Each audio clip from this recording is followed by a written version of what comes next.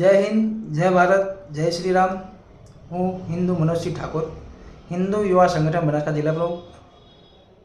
અત્યારે આપણા ગુજરાત રાજ્યના ગૃહમંત્રી શ્રી હર્ષભાઈ સંઘવી દ્વારા જે મુહિમ ચલાવવામાં આવી રહી છે, કાયદામાં રહેશો તો ફાયદામાં રહેશો, ચોક્કસથી જરૂરી છે।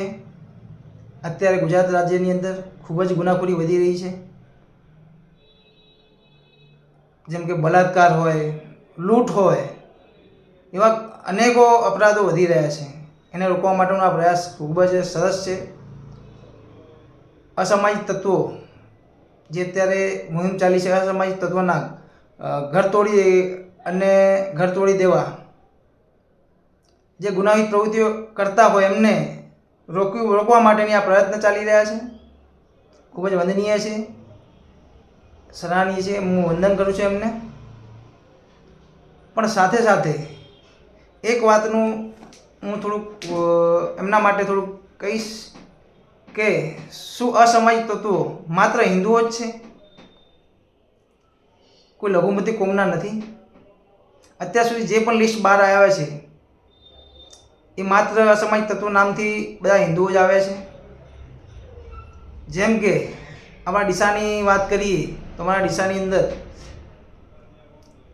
જે લઘુમતી કોમનો વિસ્તાર છે ત્યાં આગળ અફીણ, ચરસ, ગાંજા અને કદાચ હથિયારોનું પણ સ્મગલિંગ થતું હશે।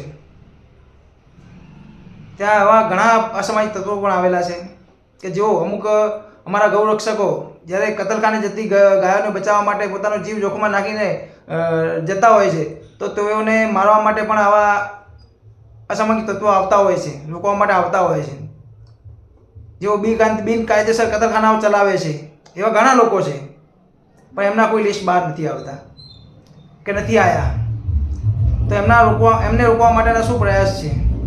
હું અત્યારે માત્ર અમારા ગૃહમંત્રી સાહેબને એટલું જ કહેવા માગીશ કે તેઓને વિનંતી કરીશ કે આવા અસામાજિક તત્વો બિન હિન્દુઓને પણ બહાર કાઢો, એમના લિસ્ટ પણ બહાર કાઢો, કે એમના અંદર તો બહુ જ ગંભીરતાથી વિચારવા જેવી વાત છે કે આવા લોકો બહુ જ છે, ઘણા બધા છે જેઓ નશીલા પદાર્થનો બહારથી લાવીને વેચાણ કરે છે અહીંયા આગળ।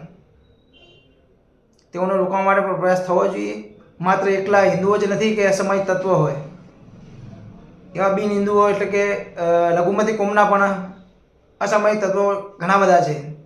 તેઓ મારી વિનંતી છે કે આપ એના ઉપર બી પગલાં લો। જય હિન્દ, જય ભારત, જય શ્રી રામ।